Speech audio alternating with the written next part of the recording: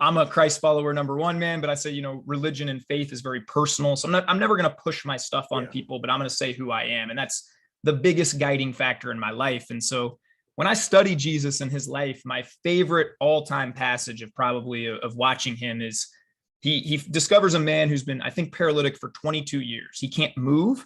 And this guy's been laying literally in the same spot for 2 decades, and he's miserable and he probably stinks. He's an outcast from society. And Jesus walks up to him and he says something like, "Do you want to be healed?"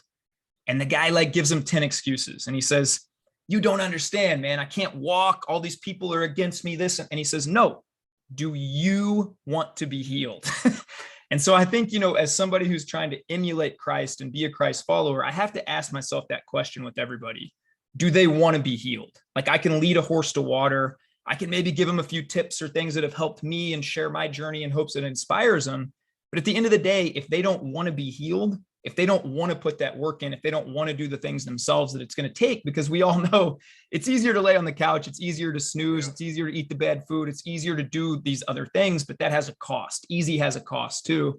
And so, if people aren't willing to kind of move their feet and take those steps, I'll love you, I'll pray for you, but it's going to be from a distance. I'm only going to have people around me that actively want to get better and try and take on these new challenges and things too, because what I've realized in life is, sadly, if you allow enough of those people to stay around you, they'll end up dragging you down a little bit.